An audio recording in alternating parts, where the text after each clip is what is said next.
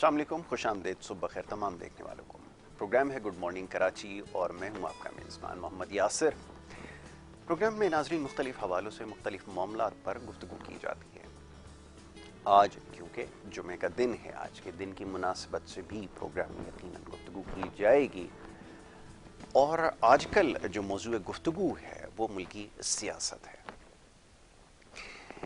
मैं देख रहा हूँ कि लोग बहुत ज़्यादा दिलचस्पी ले रहे हैं सियासी मामलात में, जिस तरफ इशारा कर रहे हैं कि लोग अब शायद सियासी मामलात को समझना शुरू कर चुके हैं।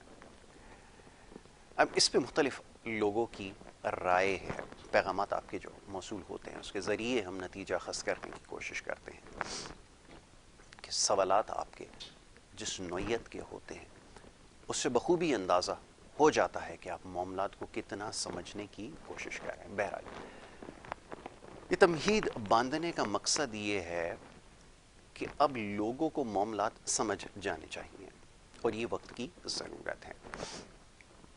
कौन अपनी बात में किस हद तक सच्चा है ये अब आपने जांचना होगा।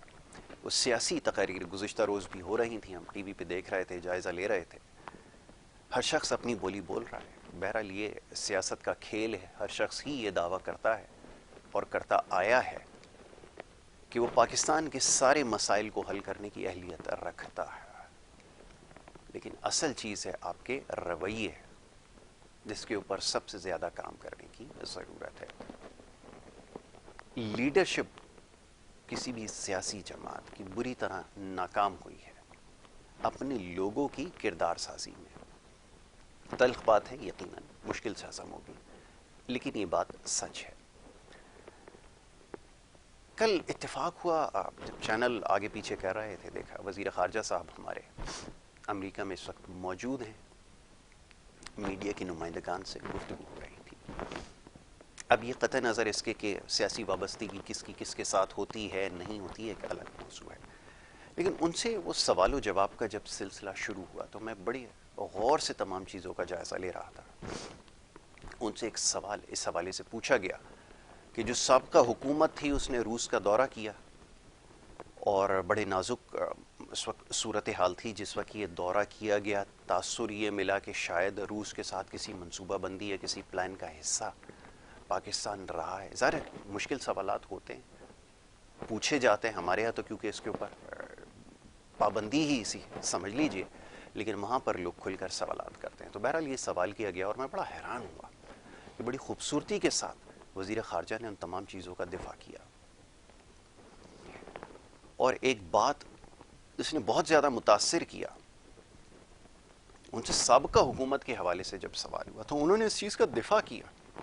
बड़ी हैरानकुन बात है, वरना अमूमन होता ये है कि जो साबका वज़ीर आज़म थे, मुझे याद आई उनकी सारी प्रेस कॉन्फ्रेंसेस या उनके सारे इज्तिमा जो पाकिस्तान से बाहर हुए, वो जब भी जाते थे कोई मौका हाथ से ज़ाया नहीं जाने देते थे जब वो अपने मुखालफीन के ऊपर तनकीद किया करते थे, चाहे पाकिस्तान में रहते हुए हों या पाकिस्तान से बाहर हों। तो ये बड़ी हैरानकुन बात है।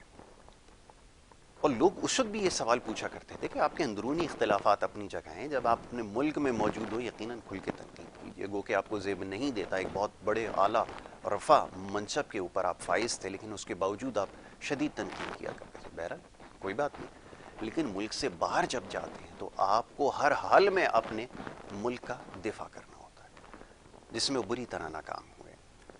लेकिन वो कल चीज़ देखने को मिली है जिससे बहुत सारे लोगों की सोच यकीनन तब्दील हुई होगी।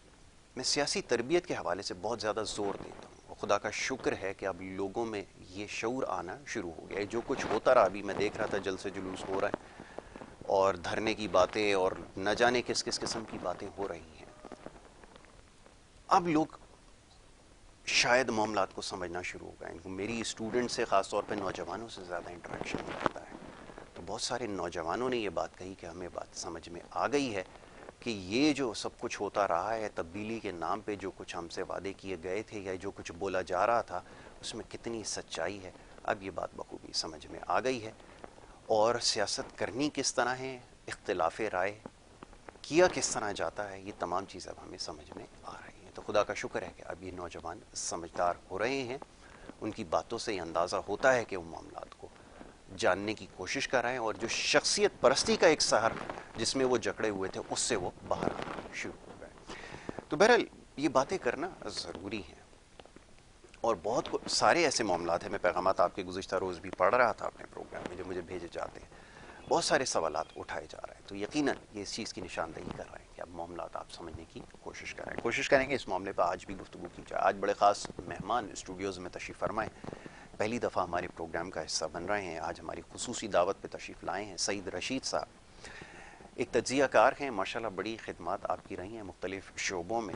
ابھی کچھ دیر پہلے جب آپ سے تعارف ہوا تو بہت ساری چیزوں کا جاننے کا موقع ملا، اور ہم ہمیشہ اپنے پروگرامز میں زور دیتے ہیں یہ جو معاشرتی مسائل ہیں اور بیماریاں اس کے حوالے سے، تو انشاءاللہ موقع ملے گا اس کے اوپر ضرور گفتگو کی جائے گی۔ سب سے پہلے تو معزز مہمان کو خوش آمدید کہوں گا۔ سعید صاحب بہت شکریہ، بڑی نوازش آپ کی کہ آپ نے پروگرام میں ہمیں وقت دیا۔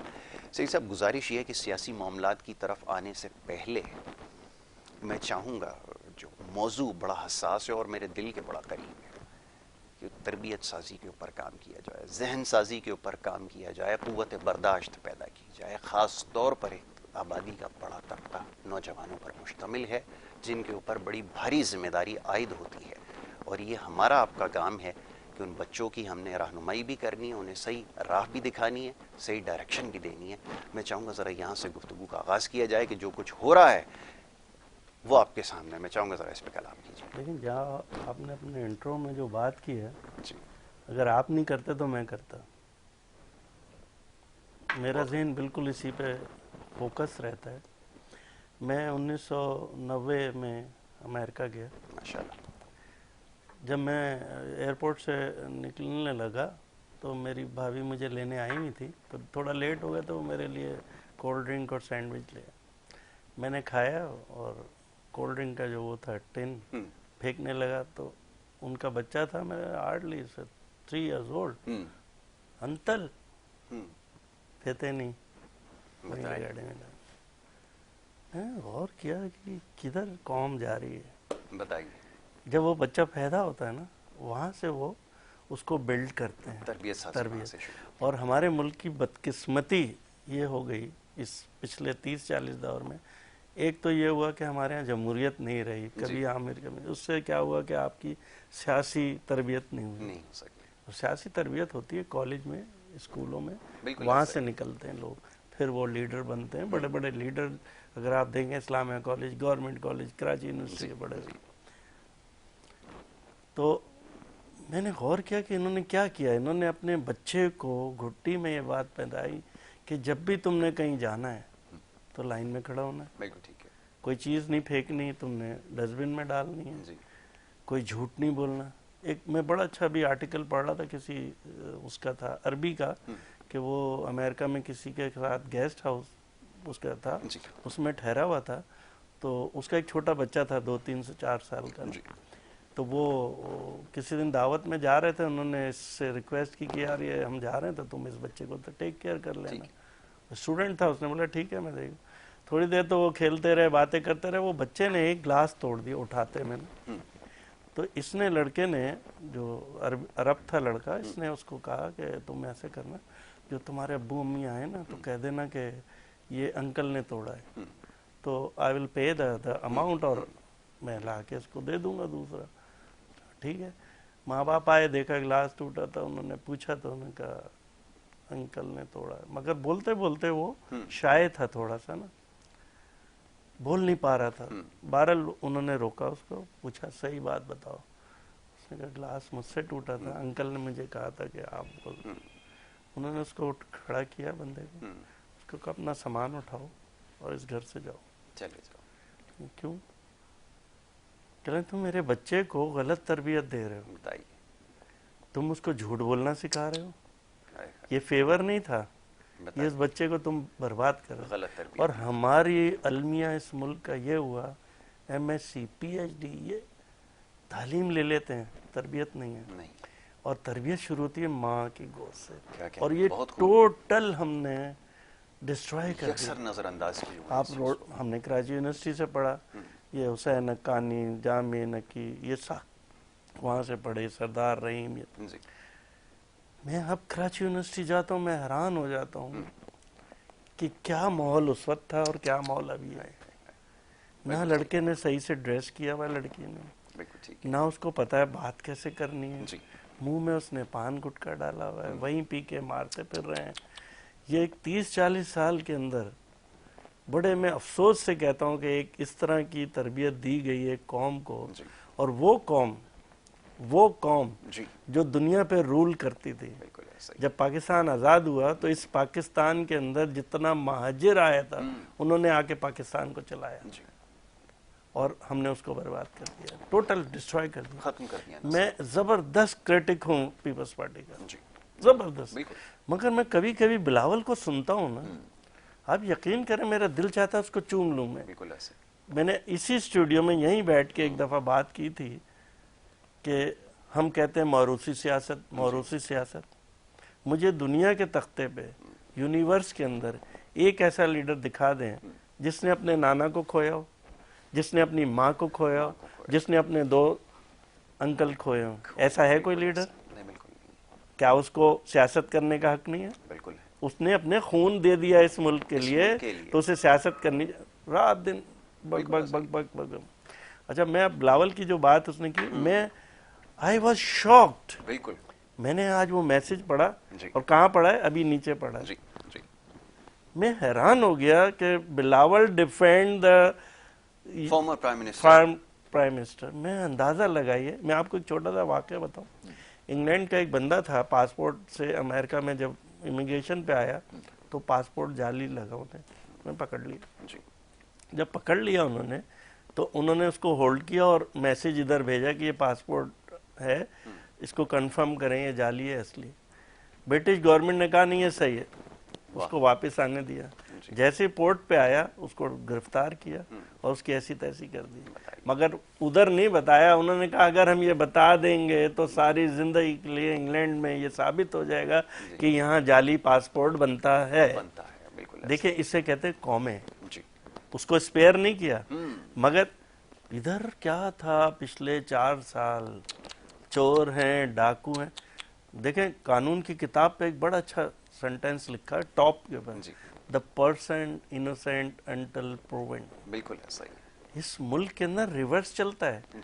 وہاں پروسیکیوٹر ثابت کرتا ہے کہ یاسر آپ نے قتل کیا ہے اور یہ شواہد ہیں. ادھر کیا ہوتا ہے, یاسر پہ الزام لگ جاتا ہے اور یاسر کو ثابت کرنا ہوتا ہے کہ میں نے قتل کیا ہی نہیں ہے. This is the difference. اور قانون یہ کہتا ہے, قانون بنتے ہیں سہولت کے لیے, پکڑنے کے لیے نہیں بنتے. یاد رکھیے گا, کبھی قانون عوام کی سہولت کے لیے بنتے ہیں کہ ایسی چیزیں کرو جس سے عوام کو فائدہ ہو. جرم مجرموں کو پکڑنے کے لیے نہیں ہوتا, میں آپ کو بتا دوں. بالکل ایسے ادھر کوئی قانون آتا ہے رگڑ دیتے ہیں, پیکا آیا رگڑ دو, کوئی تمہارے خلاف بات کرے رگڑ دو, وہ یہ آرٹیکل 63 رگڑ دو. یہ کیسا نظام ہے؟ قانون یہ کہتا ہے, میں صرف اب تربیت پہ بات, بالکل ایسا کہ آپ 9 مجرم چھوڑ دو, کوئی فرق نہیں پڑے گا. ایک انوسینٹ کو اگر آپ نے سزا دے دی تو جسٹس آپ کا ختم ہو. This is called the actual justice. یہ ہے جسٹس سسٹم. بالکل آپ نے ٹھیک ہے. اس ملک کا المیہ یہ ہے کہ ہم نے تعلیمیں تو بیٹھ کے انٹرنیٹ سے فلانی یونیورسٹی سے, مگر تربیت نہیں لی. مگر ابھی بھی میں دیکھتا ہوں میرے بچے بھی سارے باہر ہیں, میرے 2 بیٹے پی ایچ ڈی کی ہے, ایک بیٹی پیٹس کے اندر وہ ہے. مگر میں جب اب ملتا ہوں ان سے نا, میں حیران ہو جاتا ہوں کہ ان کا اسٹائل ہی چینج ہو گیا, ان کی بات چیت چینج ہو گئی. وہ ادھر آتے ہیں, کسی سے کوئی بات کرتے ہیں, میرے گارڈ سے شکریہ, اس طرح کی بات, عزت سے ملتے ہیں اس سے. یہاں تو جو بچہ ہوتا تھا وہ گارڈ کو ادھر آ, یہ تربیت, وہاں تربیت انہیں مل گئی. ان کو سمجھ آ گئی کہ دنیا میں کس طرح زندہ رہتے ہیں, بڑا چھوٹا, یہ ساری کیا تمیز ہے. اور جو میرے نبی کی سنتیں تھیں وہ انہوں نے اڈاپٹ کر لی اور ہم نے ساری چیزیں ترک کر دی. آپ نے بالکل ٹھیک کہا کہ ذہنی پسماندگی کے اس درجے کے اوپر ہیں ہم اس وقت کہ آپ سڑک کے اوپر دیکھیں, کسی قوم کو آپ نے دیکھنا ہے جا کے, جیسے بھی کچھ دیر اس کا ٹریفک دیکھ لیں, آپ سڑک کے اوپر دیکھیں. اب یہاں صورتحال یہ ہے, بڑے افسوس کے ساتھ کہنا یہ پڑتا ہے کہ جس کے پاس جتنی بڑی گاڑی ہوگی وہ اتنے بڑے تماشے سڑک کے اوپر بکھیر رہا ہے. یاسر میں کل کھڑا ہوا تھا ادھر کریک کلب جا رہا تھا ایک دعوت میں, سگنل پہ کھڑا, اب ڈیفینس میں تو آپ کو پتا ہے ساری بڑی گاڑیوں سے دو اکا دکا کوئی آ جاتا ہے ہمارے جیسا غریب آدمی. یقین کرو سگنل پہ میں نے کوئی 10 گاڑیاں سگنل توڑتی ہوئی جاتے دیکھی, فارچونر, ویگو اور ساری بڑی گاڑی.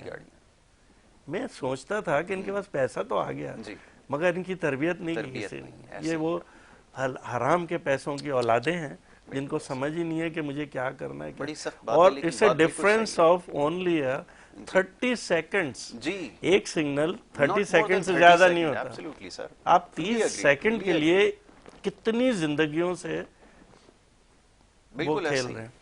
میں ایک دفعہ امریکہ میں کھڑا ہوا تھا ٹاپ کے اوپر, تو نیچے ایک سگنل نہیں ہے وہاں, صرف ایک لائن کھینچی ہے, جو آ رہا ہے کھڑا ہو رہا ہے, پہلے اس کو جگہ دے رہا ہے, ایک وقت میں ایک گاڑی چلے گی. ایسے روبوٹ کام کر رہے ہیں ایک ایک ایک. آپ یقین کیجئے میں اپنا ایک تجربہ آپ کے ساتھ اور دیکھنے والوں کے ساتھ شیئر کروں. میں ایک ملک میں جب تھا, میں سڑک کراس کرنے کے لیے جب میں نے سڑک کے اوپر پیر رکھا, اب یقین کریں دنیا کی مہنگی ترین گاڑیوں میں اس کا شمار ہوتا ہے, وہ سامنے سے آتی ہوئی مجھے نظر آئی تو میں اپنی جگہ رک گیا. جو عموماً ہوتا ہے ہمارے یہاں کہ کوئی گاڑی آتی ہے تو لوگ رک جاتے ہیں. اب یقین کریں کہ اس نے سامنے آ کر بریک لگا دیا. ہمیں بڑا حیران ہوا کہ یہ رک گیا اور سگنل تو ایسا ہوا نہیں ہے. تو وہ میرے گزرنے کا انتظار کر رہا ہے کہ یہ شخص جو سڑک کراس کر رہا ہے وہ گزر جائے تو اس کے بعد میں گاڑی ہوتا ہے. وہاں کے بچوں کے اندر گھٹی میں آ گئی ہے کہ جب وہ کرتے ہیں نا ٹریفک دیکھتا ہی نہیں ہے, ارے ضرورت نہیں ہے, وہ خود رکے گا, میرا حق ہے مجھے جانے. میں آپ کو وہی 90s کا واقعہ بتاؤں. بچے 1.5 سال کے, ہم ایک روڈ پہ آئے ہائی وے پہ, تو ہم نے کراس کرنا تھا, تو اتنا تیز ٹریفک. تو میں نے بولا یار کیسے ٹریفک, اور یہ 2 بچے میرے ساتھ تھے, ایک پش چیئر پہ تھی اور ایک میرے ساتھ تھا بچہ فیضان, اب تو ڈاکٹر بن گیا امریکہ میں, 32 ایئرز اولڈ. تو مجھے کہنے لگا انکل یہ ایک بانس وہ تھا, پول لگا تھا, اس پہ ایک بٹن تھا, کہنے اس کو دبا دے. میں نے دبایا, ودن 5-10 سیکنڈ وہ سگنل آف ہو گیا, ٹریفک سامنے رک گیا, ورنہ چل رہا تھا. جیسے میں نے دبایا اٹ مینس کہ somebody wanted to go. ہم ادھر پہنچ گئے, ادھر پہنچ کے ہم چلنے لگے. اب وہ بچہ ایسو چل رہا ہے, انتل انتل انتل. یہ کیا ہو گیا انتل؟ میں نے کہا کیا کرنا ہے یار. اچھا اب دیکھیں وہ ٹریفک نہیں چل رہا ہے, کھڑے ہوئے, اس لیے کہ اس سائڈ پہ بھی ایک بٹن تھا, آپ نے اس بٹن کو ریلیز کرنا تھا, which I don't know. وہ بچہ مجھے کہہ رہا ہے کہ وہ بٹن دبائیں ورنہ یہ کھڑے رہیں گے. اور یقین کریں 3-4 منٹ وہ سب کھڑے رہے اور ہمیں ایسے غور سے دیکھنے لگے کوئی ایلینز آ گئے. پھر میں نے بٹن دبایا تو پھر چل پڑے. This is called the civilized nation. اور ہم نے بربادی کر دی. اور جو بربادی کا راز ہے نا وہ ایک ہی چیز میں, ایک تو ہم نے ٹائم کی پابندی چھوڑ دی اور پلس جھوٹ بولتے ہیں. میں اسی طرف آ رہا تھا. آپ یقین کیجئے کہ یہ سوال بس میرے منہ میں تھا, میری زبان تک پہنچا اور آپ نے اس کا تذکرہ کر دیا. چلیں میں ایک رسم پوری کر دیتا ہوں, ایک حجت تمام کرتا ہوں سوال کی. یہ میں دیکھتا ہوں یہ جو سیاسی لیڈران ہیں بڑے بڑے اپنے آپ کو ثابت کرنے کی کوشش کرتے ہیں ایک مخصوص پارٹی کا. میں چلے نام تو لینا گوارا نہیں کرتا, لوگ سمجھدار ہیں, یقیناً سمجھ جائیں گے. صبح سے شام تک, ابھی تازے حکومت سے باہر آئیں, صبح سے شام تک ادھر ادھر کی باتیں یہ اور وہ. میں اکثر مثال دیتا ہوں, اگر کوئی بچہ کلاس میں فیل ہو جاتا ہے. اچھا آج میں یہ جو جھوٹ ہے نا ڈیٹا سے آپ کو بتاؤں گا. آپ تو ہوا سے بات کر رہے ہیں, میں ڈیٹا سے بتاؤں گا کہاں کہاں انہوں نے. بالکل ٹھیک ہے, میں بھی آ رہا ہوں اس طرح. اب آپ کسی بچے سے پوچھیں کہ آپ اپنی جماعت میں فیل کیوں گئے, تو اس کا جواب یہ ملے گا کہ جی میرے ساتھ جو بیٹھتا ہے وہ بھی فیل ہو گیا ہے. پھر آپ اس سے پوچھیں کہ بیٹا وجہ بتاؤ کہ 8 پرچے 8 مضامین میں تم فیل کیوں آئے, سب میں 0 نمبر, تو وہ کہے گا جناب وہ بچہ بھی فیل ہو گیا. پھر اس سے یہی سوال ہے تو وہ کہے گا یہ پورا ملک کا جو تعلیمی نظام ہے یہی خراب ہے ورنہ میں نے فیل نہیں ہونا تھا. یہ صورتحال ہے, پرانی جین اس کا. اور پھر وہ بات بار بار اتنی دہراؤ کیونکہ یہ کن ذہن ہے جو اس کی بات سن رہا ہے, جو ریسیونگ اینڈ پر ہوتا ہے نا, جو اس کی بات کو فالو کرتے ہیں, وہ تو اندھی تقلید کر رہے ہیں, بالکل گمراہ ہیں وہ. تو ان کو اتنی دفعہ جھوٹ بولو کہ ایک وقت پہ کہیں کہ واقعی یہ تعلیمی نظام خراب تھا تبھی یہ فیل ہوا ہے ورنہ اس نے فیل نہیں ہونا تھا. یہ صورتحال ہے. اب میں چاہوں گا اس کا جواب دیجیے, لیکن بریک کے لیے کہہ دیا گیا. ایک آپ کی اجازت سے مختصر سی بریک لے لوں, ایک بریک لے لیتے ہیں. بریک کے بعد جب واپس آئیں گے تو سعید صاحب سے بڑی اچھی گفتگو جاری ہے, اپنے تجربات سے ہمیں آگاہ کر رہے ہیں. ذرا سنیے کہ کیا ہوتا ہے جن ممالک سے ہم مثالیں دیتے ہیں اور جن کو سازش کا ہم قصوروار ٹھہرا رہے ہیں, کیوں ہمارے خلاف سازش کریں گے, یہ بھی ایک بڑا سوال ہے. جواب لیتا ہوں, بریک سے واپس آ رہا ہوں. آپ دیکھتے رہیے پروگرام گڈ مارننگ کراچی.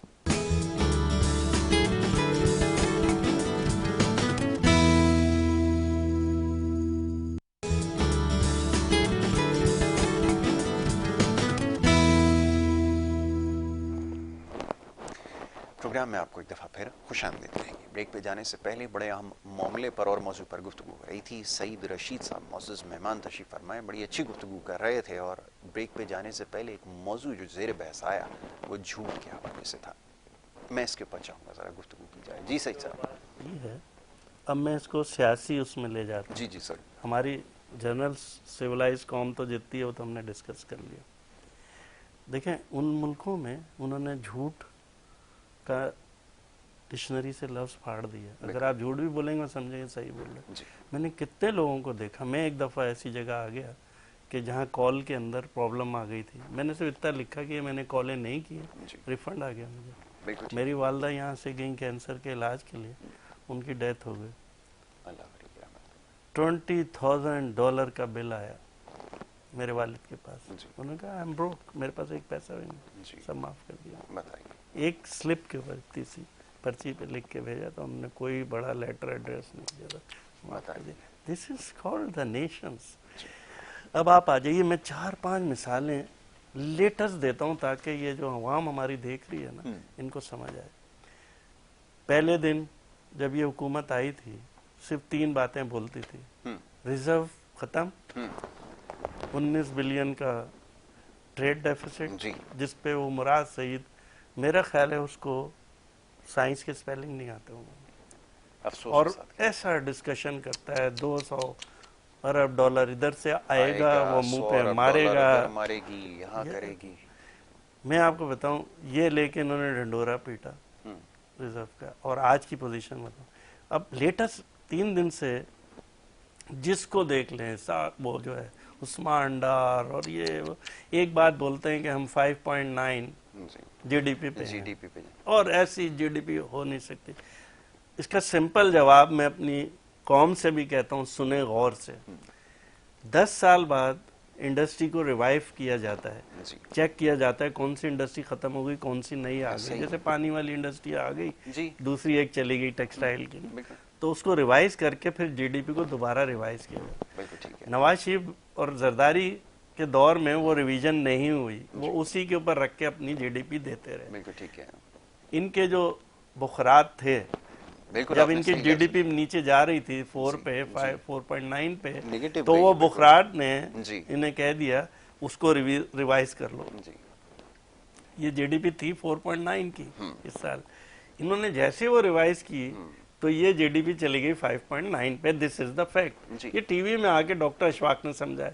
اچھا, جن کی 5.9 تھی وہ چلی گئی 6.7 پہ جیسے ریویژن, وہ کوئی نہیں بتا رہا بھائی, وہ 6.7 پہ چلی گئی تھی 2018 والی. اور یہ ایسے ہے کہ ایک آدمی ہے وہ 10 فٹ پانی کے اندر چلا گیا, پہلے سال وہ 3 فٹ نکلا, 7 فٹ ابھی بھی اندر ہے, پھر 3 فٹ نکلا, پھر 4 فٹ ہے, اور پھر وہ آیا. جس وقت 2018 میں انہوں نے چھوڑا تھا ہماری جی ڈی پی تھی 325 بلین کی, اور 5.8 کا انہوں نے ٹارگیٹ دیا تھا. 325 کا آپ 5.8 لے لیں تو کم از کم سامنے 20 بلین بنتا ہے, تو وہ چلا جاتا 550 پہ. پہلا شاٹ جو اس نے مارا عمران نے مائنس میں چلا گیا, -0.4 پہ چلا گیا, اور کہاں گئے 246 مائنس. ایسا ہوتا نہیں ہے قوموں میں, 70 سال کی اس میں دوسری دفعہ ہوا ہے کہ ہم مائنس. 246 سے انہوں نے تھوڑا سا رائز کیا تو 256 پہ چلے گئے, پھر 276 پہ گئے, اس پر 296 پہ ہے. دیکھیں اگر 100 کا 5% کتنا ہوگا, 5, ٹھیک ہے, 200 کا 5% کتنا ہوگا, 200, 300 کا کتنا ہوگا, 15. جو آپ ایک ایریا بڑھائیں گے تو دوسرا بڑھے گا. تم 200 کے اندر ہو, تمہارا 5.9 بہت کم ہے. جب تم 350 پہ ہوگے اس پر 5.9 کرو گے تو تم 300 پہ ہوگے. دس ٹریڈ ڈیفیسٹ. میں پہلے دن سے جس دن انہوں نے شور کیا, میں ٹی وی میں آتا تھا, میں بولتا تھا ٹریڈ ڈیفیسٹ ہونا کوئی بری بات نہیں, ود ان دا رینج اگر ہے. ٹریڈ ڈیفیسٹ کا مطلب یہ ہوتا ہے, اس وقت 3 ٹریلین کا ٹریڈ ڈیفیسٹ ہے امریکہ میں, 2 ٹریلین کا جو ہے ادھر ہے انڈیا کے اندر, مگر اگر اس سے گروتھ ہو رہی ہے, انڈسٹری بڑھ رہی ہے تو ٹھیک ہے. آ کے ڈھنڈورا یہ 19 بلین. اور مجھے اچھی طرح یاد ہے ان کا جو بخرات تھا فائنینس کا, وہ باقر صاحب ایک دن ٹی وی میں آ کے انہوں نے کہا کہ آپ سب کو خوشخبری ہے کہ ہمارا ٹریڈ ڈیفیسٹ آنا شروع ہو گیا. ورنہ اس سے پہلے ٹریڈ ڈیفیسٹ نہیں آ رہا تھا. نہیں آ رہا تھا. اس کی وجہ یہ تھی کہ آپ گرو نہیں کر رہے تھے, بالکل ایسا ہی. مائنس میں گئے تھے. اپریل 2020 میں آپ کی انڈسٹری 43% شرنک ہوئی تھی. جی. اب 16% اگر امپروو کرے گی تو ابھی بھی آپ 30% تو پیچھے ہیں. پیچھے ہیں بالکل. جتنی گاڑیاں 2018 میں بنی تھی ابھی بھی نہیں بنی ہیں. بالکل تو یہ تو ان کی جھوٹ کا ہے. ایک اور مثال دیتا ہوں. عمران صاحب ایک دن آئے ٹی وی میں تقریر کر رہے ہیں, میں نے اپنے عوام کے لیے, اپنے نوجوانوں کے لیے 26 لاکھ نوجوانوں کے لیے اسکالرشپ کی ہے ابھی آخری میں. جی جی جی بالکل مجھے یاد ہے. اور اس کے لیے ہم نے 38 بلین مخصص کر دیا ایک سال کے. آپ ابھی ڈیوائیڈ کر کے دیکھ لیں 14,000 روپے آتا ہے. 14,000 روپے میں پرائمری کی اسکالرشپ نہیں آ سکتی. باہر انگلینڈ آپ پڑھے ہیں, ایک ٹکٹ آتا ہے 2.5 لاکھ کا. کیسے اسٹوپڈ. پھر وہ ہم نے یہ سبسڈی دے دی, انہیں پتا تھا ہم جا رہے ہیں. جی جی. دیکھیں پرابلم یہ ہے کہ سوشل میڈیا ایسا ہے کہ اگر آپ ایک سائڈ کا سوشل میڈیا تو آپ یہ سمجھیں گے کل عمران جیت گیا 2/3 سے, بلکہ پاکستان میں بھی نہیں انڈیا میں بھی جیت جائے گا. صحیح ہے بالکل. اور دوسری سائڈ ہے ریئلٹی کی چیزیں ہماری عوام نہیں دیکھ. میں ہمیشہ ہی, اور ایک چینل جس نے دیکھ لیا وہ برباد ہو گیا. میں آپ سارے چینل دیکھیں. ڈان پہ جو اکنامکس کے لوگ آتے ہیں انہیں دیکھیں, ARY پہ جو دوسری چیزیں وہ دیکھیں, جیو پہ کچھ اور دیکھیں, پھر آپ اس کو اینالائز کا مطلب یہ ہوتا ہے چیزوں کو دیکھ کے اس کو اینالائز. یہ انہوں نے جانے سے ایک دن پہلے خوشخبری 10 روپے پیٹرول پہ اور اس پہ, اور اس نے خود منہ سے بولا کہ ہم نے اتنی ریونیو کلیکٹ کر لیا کہ ادھر سے ایڈجسٹ کر لیں گے. دیکھیں کیا ہوا. اچھا گزارش یہ ہے کہ میں یہ جو بھی آپ نے تذکرہ کیا, اب یہ جب تیل کی ادائیگیاں ہو رہی تھیں, جب سودے ہو رہے تھے, تو بڑے آسان الفاظ میں بتا رہا ہوں, لوگ کیونکہ اتنے معاملات کو نہیں سمجھتے, تو جب یہ خریداری کا وقت آیا اور جب یہ سوال ہوا کہ یہ جو سودے ہو رہے ہیں تو آپ نے بڈ کیوں نہیں لگائی ہے, یا اس کے لیے کیوں نہیں آپ نے کوئی پلان کیا, تو کوئی جواب نہیں تھا, بلکہ وہ شینکر بیچارے کے اوپر چڑھ دوڑے کہ یہ فلانا پارٹی کا ہے, یہ اس کو سپورٹ کرتا ہے, یہ لفافہ اور نہ جانے کیا کچھ کا. نتیجہ یہ نکلا کہ آج جب اس کی ضرورت ہے, وقت سر پر آ گیا ہے, تو آپ دیکھیں آپ کے پاس شارٹیجز کا خطرہ ہو گیا. تو اس کا مطلب یہ تھا, اس سے صاف ظاہر تھا کہ ان کو پتا تھا کہ ہماری دکان بند ہونے والی ہے. اب یہ سب ٹوپی ڈرامہ میں لفظ استعمال کر رہا ہوں, یہ کراچی میں یہ لفظ استعمال ہوتا ہے, تو یہ چلا آ رہا تھا, یہ سب پلاننگ کے تحت تھا. یہ تو ثابت ہو گیا ندیم بابر. جی 0 پہ آ گیا تھا پیٹرول. امریکہ میں آپ جاؤ ٹنکی بھرا لو, پیسے نہیں لیں گے. 0 پہ آ گیا تھا, ڈیل ہی نہیں کی انہوں نے, الٹا نوٹیفیکیشن نکال دیا کوئی امپورٹ نہیں کر سکتی کمپنی. اور جب وہ چڑھ گیا بلینز روپے کمائے. دیکھیں عمران کی گورنمنٹ میں کچھ تو حالات بھی تھے. جی جی. وہ تو کچھ وہ مرنے شوق ہے, کچھ شہر والے بھی ہوئے نا, بالکل وہی شہر, اس کچھ شہر دے لوگ بھی ظالم. ان کا 90% جو تھا وہ نااہلی اور انکمپیٹنسی کی وجہ سے ڈاؤن فال آیا. 10% دنیا میں بھی پرابلمز آئی ہیں, ہینڈل کیا گیا. تو ان کی اکنامکس کنڈیشن جب جا رہے تھے, بول دیا میں. دیکھیں میں آج آپ کو بولوں, پاکستان کی آج 70 سال کی تاریخ سے زیادہ پاپولیشن ہے. وہ تو ہوگی بھائی, جیسے سال بدلتے جائے گا پاپولیشن. ریونیو سیم تھنگ ہے, ریونیو جیسے جیسے بڑھتا جائے گا بڑھتا جائے گا. یہ واحد گورنمنٹ ہے 70 سال میں جس نے پہلی دفعہ پاکستان میں جتنا ریونیو ہو گیا تھا اس سے کم کیا تھا. 2018 پہ جو بجٹ تھا 4 ٹریلین کا, انہوں نے 32 کا کیا تھا, پہلی گورنمنٹ 70 سال میں. ورنہ ریونیو ہمیشہ انکریز کرتا. اور میں چھوٹی سی مثال دوں, اپنے ناظرین کو سنے غور سے اس بات کو. جس وقت پرویز مشرف گئے تو ہماری جو بجٹ تھی 1.1 ٹریلین کا تھا, ٹھیک ہے, اس کے اندر 500 بلین ہماری ڈیفینس پہ جاتا تھا. لوگ 25% ڈیفینس کو جاتا ہے, یہ ہوتا ہے. انڈیا کا بھی جاتا ہے, مگر انڈیا کی 2 ٹریلین کی اکنامی ہے, اس میں سے 70 ارب چلا جاتا ہے تو 1% جاتا ہے. آپ کی معیشت بڑھتی ہے.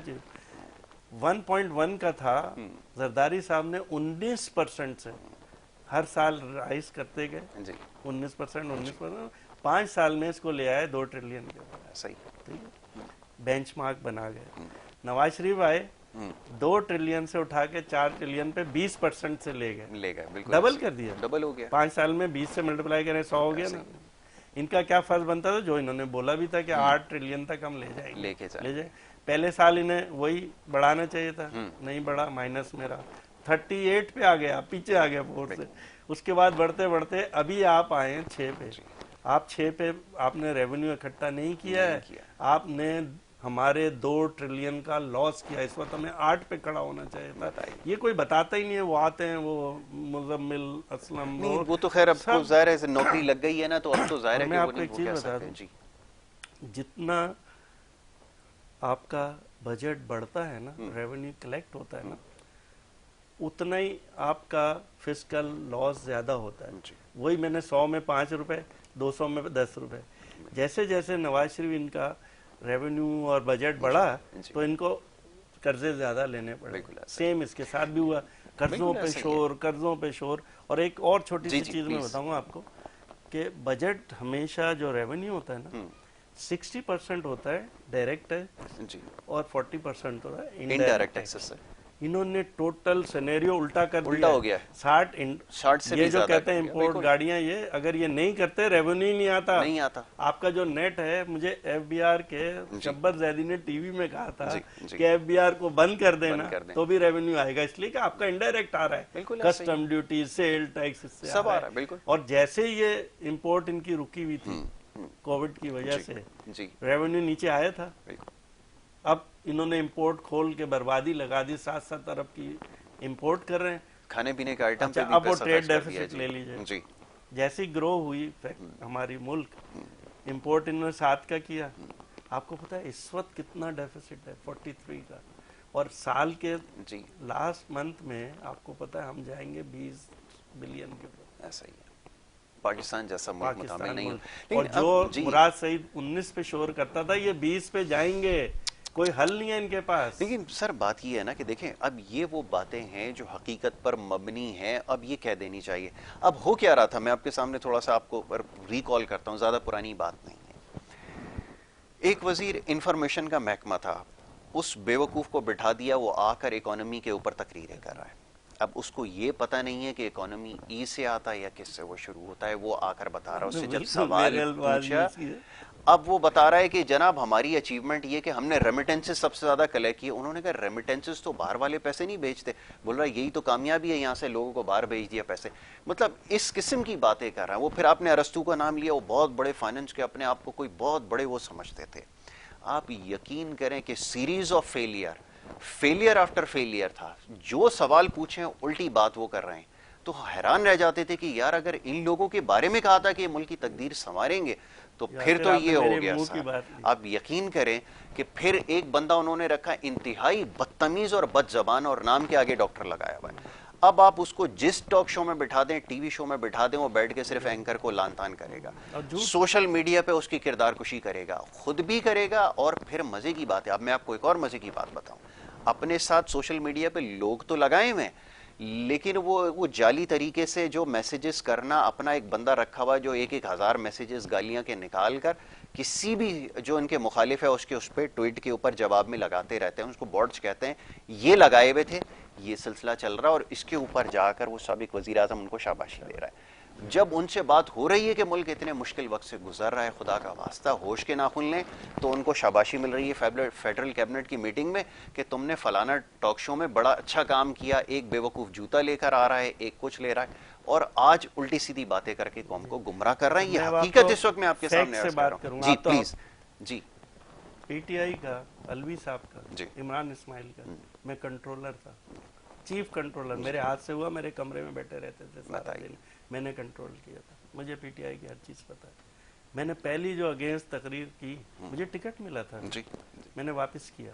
مجھے بلایا سب نے, آپ کپتان کے خلاف بناتے ہیں؟ میں نے ہاں بناتا ہوں. تو ایک دن ہم بیٹھے ہوئے تھے, شام میں ایک میٹنگ چل رہی تھی, ایک دم آئے فہد چودھری کو ہٹا دیا, پھر دوس عاشقہ, وہاں تالیاں بجی. بتائیے میٹنگ. پھر میں نے ایک تقریر کی, مطلب ٹی وی کو دیا, اس میں میں نے کہا 4 غلطیاں, اس میں 2 کے نام لیے, پھر داس اور گل, یہ برباد کر دیں گے تم. جب یہ ای بی ایم آیا تو میں نے ٹی وی میں آ کے کہا کہ یہ وہ آدمی کہہ رہا ہے جس کو سائنس کے سپیلنگ نہیں آتے, اور ای بی ایم کے بارے میں بتا رہا ہے. ای بی ایم ہم سے پوچھے نا, ہم نے تو ساری زندگی ویلیڈیشن کی ہے, یہ اس کو پتہ ہی نہیں ہے. وہ جو ہے شبری فراز اور یہ فہد, یہ اس کے وہ بن گئے. ٹوٹل جھوٹ. جب سینٹ کے الیکشن ہو رہے تھے, آپ یقین کریں میں پی ٹی آئی کے بڑی ہائی لیول کے لوگوں کے ساتھ بیٹھا ہوا تھا. میرے ساتھ ایک ایسا آدمی بیٹھا تھا جس کو سینٹ کا ٹکٹ ملنا چاہیے تھا. میں آج بھی کہتا ہوں اور آج بھی میں اس کی عزت کرتا ہوں. میرے ساتھ اس کے ایسے نام نہیں لوں گا اس لیے بدمزگی آئے گی. بالکل ٹھیک ہے. تو جب واڈا کو ٹکٹ دیا گیا تو میں نے اس سے بولا یار یہ کیا what is this naan sense. تو مجھے کہتا ہے وہ سعید بھائی میں وہ کام نہیں کر سکتا جو واڈا کرتا تھا. میں ٹی وی میں آ کے گالیاں نہیں دے سکتا. بتائیے. اور دیکھیں کیا بربادی لگی. پہلے ایک نیشنل اسمبلی کی سیٹ آپ نے کھوئی, پھر ایک سینٹ کی کھو دی صرف اس لیے ہے کہ وہ اس گنڈے کو ساتھ آپ نے لگا کے رکھا ہوا ہے. اور وہ ورنہ یہی سینیٹر آپ کا کوئی اچھا آدمی جاتا وہاں جا کے بات کرتا. بالکل ایسا ہی. اور وہ آدمی تھا جو پیپلز پارٹی کے دور میں اکیلا ایم پی اے تھا اور پیپلز پارٹی کے ساتھ چلتا تھا, اپنی چیزیں دیتا تھا. یہ تو دیکھیں یہ تو ایک بڑی لمبی فہرست ہے. یہ شکور شاہ صاحب ایک ہوا کرتے تھے, لیاری سے ایم این اے تھے. اچھا میں تو میرے کمرے میں آ کے بیٹھتے تھے لیاری سے. میں ان کو نہیں جانتا, میری کوئی ذاتی وہ نہیں ہے. ایک دفعہ پروگرام میں کبھی میں نے ان کو مدعو کیا ہوگا. آپ یقین کریں کہ اس سے بڑی کامیابی ہو سکتی ہے کہ جس حلقے میں انہوں نے بلاول بھٹو کو شکست دی ہے وہ کیا ڈیزرو نہیں کرتا تھا. میں نے ایسے ہی ایک پروگرام میں سوال کیا ان کے ایک بڑے خاص ان سے کہ یہ ڈیزرو نہیں کرتے کہ آپ نے ادھر ادھر شیخ رشید جیسے لوگوں کو آپ نے, میں تو نام بھی نہیں لینا چاہتا اور میں لینا مناسب بھی نہیں سمجھتا, آپ نے ایسے لوگوں کو نوازا, تو کیا یہ لوگ ڈیزرو نہیں کرتے جو اتنی محنت کر کر انہوں نے یہاں سے سیٹ نکالی ہے تو ان کو جگہ دی جائے. کیسے وہ کریں گے؟ اب جب جن لوگوں کو میں دیکھتا تھا میں حیران ہوتا تھا, اور ان کے پارٹی کے لوگ خود بھی اندر سے ہمیں پیچھے آ کے یہ کہتے تھے کہ یار دیکھیں کیا ہو رہا ہے ہماری پارٹی. اب تو سامنے بیٹھے ہوتے تھے. چلیں یہ تو لوگوں کا ہونا چاہیے, پردہ رہنا چاہیے, لیکن وہ کیا کہا کرتے تھے کہ یار غضب خدا کا کہ یہ لوگ آ کر ترجمانی کرتے ہیں اور جس قسم کی باتیں کر رہے ہیں, انہوں نے 4 سال کیا 5 سال سے پہلے ہی انہوں نے پارٹی کی امیج کو اڑا کے رکھ دینا ہے. وہی ہوا ہے. میں نے فرسٹ منتھ بنایا تھا, اس میں 4 غلطیاں بولی تھی. آج بھی میری ویڈیو ہے, اور جب میں نے ٹکٹ واپس کیا تو وہی ویڈیو چلائی تھی صدر سندھ نے, وہ سارے ایم این ایم پی اے بیٹھے تھے. اس میں نے کہا تھا پہلی غلطی شیخ رشید, دوسری غلطی پنجاب میں گورنمنٹ, تیسری عاشق اوان اور گل کو عام آدمی کا بھی سوال ہے, آئی ایم ایف میں لیٹ جانا. یہ 4 غلطیاں تو جب عمران برباد کر دے گی. اچھا ہر بندہ تھوڑا سا ٹاپک چینج کریں گے. جی میں ذرا اس طرف آنا چاہوں گا. یہ بڑا انٹرسٹنگ. آپ کو 63 کے بارے میں بتاؤں. جی کورٹ نے تو دے دیا اپنا ورڈکٹ, اور ڈیسیجن پہ آپ بات کر سکتے ہیں, کوئی بری بات نہیں. میں کسی جج کے بارے میں بات نہیں کر رہا ہوں, ہمارے لیے بہت عزت کا مقام ہے. دیکھیں میں ایک چھوٹی مثال دوں آپ. اللہ نے اپنے نبی کے تھرو ایک میسج بھجوایا اور کہا کہ دنیا میں طلاق, میرے نبی کو پسند نہیں تھا طلاق, مگر وہ جائز کام تھا. وہ جائز کام تھا, اللہ نے اس کو رکھا اور ساتھ اس کی ایک سزا رکھ دی. ٹھیک ہے. اس لیے کہ کوئی ایسا وقت, اللہ یہ دین فطرت پہ بنایا, بے شک ایسا ہی, اس کو پتا تھا کہ کوئی وقت ایسا آئے گا عورت یا آدمی پہ جب وہ مجبور ہو جائے گی کہ مجھے سے طلاق دینا یا مجھے سے کھلا لینا ہے. اس وقت وہ کیا کرے گی؟ دیکھیں یہ جو برباد ہوئی ہیں نا قومیں جن کی ہم آج تعریف کر رہے ہیں, وہ صرف اسی وجہ سے ہوئی کہ ادھر دوسری شادی کو پابندی ڈالی, ٹھیک ہے, طلاق کو پابندی ڈالی. دیکھیں کیا ہوا, عریانیت پھیل گئی. دوسری جگہ سے انہوں نے اپنا وہ سارا نکالا. میرے نبی نے 4 شادیاں کر کے بتایا, ہمارے صحابہ نے بتایا کہ یہی جگہ ہے جہاں سے اخلاقیات سیٹ ہوتی ہے, اور وہیں سے بربادی لگی. اب میں آپ سے بات کرتا ہوں, ایک دفعہ حضرت عمر فاروق رضی اللہ عنہ, یہ میں ہو سکتا ہے آج کل میں ریویو پٹیشن میں خود جاؤں اور خود کھڑے ہو کے جج صاحب سے آرگومنٹ کروں. میں ایک سمپل بتاتا ہوں. عمر فاروق رضی اللہ عنہ کے پاس ایک عورت آئی اور اس نے کہا کہ مجھے خلا چاہیے. آپ نے کہا جاؤ کل آنا. پھر وہ آئی, 3 دن تک آتی رہی. پھر جو تیسرے دن آئی انہوں نے ایک پنجرا بنایا, اور پنجرے کا سائز اتنا تھا کہ اسے بیٹھ سکتی تھی, اس میں بند کر دیا اسے, اور 3 دن تک رکھا. تیسرے دن باہر نکالا اور کہا عورت تیرے پاس 2 آپشن ہیں, یا تو تو اپنے شوہر کے پاس چلی جا, نہیں تو ساری زندگی اس پنجرے میں رہے گی, بتا کیا چاہتی ہے؟ اس نے کہا میں پنجرے میں رہنا چاہتی ہوں. حضرت عمر فاروق نے کہا ضرور یہ اس مشکل میں آ گئی ہے کہ یہ شوہر کو نہیں دے رہی, اس کو ترجیح دے رہی ہے, جاؤ جا کے خلا لے لو. بالکل ٹھیک ہے. This is called the rules. اور یہ 63 اس کا بیک گراؤنڈ اگر ان لوگوں کو نہیں پتا جو آج اتنی بات کر رہے ہیں, ان کو یہ پتا ہونا چاہیے کہ پہلے یہ نہیں تھا. کیا انگلینڈ میں ابھی جو گئی ہے میں, وہ کیوں گئی ہے؟ ان کے اپنے لوگوں نے ووٹ نہیں دیا تھا, اس لیے کہ اگر آج اس ملک میں یہ ہو جائے کہ ایک پارٹی جو ہے 2/3 کی اکثریت لے آئے تو 5 سال تک وہ پاکستان کو بھیج دے, کشمیر کو بھیج دے, آپ نو کانفیڈنس لا ہی نہیں سکتے. یہ لایا ہے اسی لیے گیا تھا آئین میں, آپ نے اس کو اسکرائک ڈاؤن کیا ہے. This is will create a big mess in Pakistan. پارٹیوں کے جو وہ ہے نا سربراہ, وہ ڈکٹیٹر سے زیادہ خطرناک ہو جائیں گے. آپ بولیں گے کھڑے ہو جاؤ, بیٹھ جاؤ, نہیں تو تم فارغ. جس وقت یہ آ رہا تھا نا 8ویں میں, تو بڑی ڈیبیٹ ہوئی تھی کہ تم یہ جو ڈال رہے ہو نا ڈی سیٹ, یہ بھی خطرناک ہے. ڈی سیٹ بھی نہیں کرو, جس کی مرضی ہے جو کرنا چاہے کرے.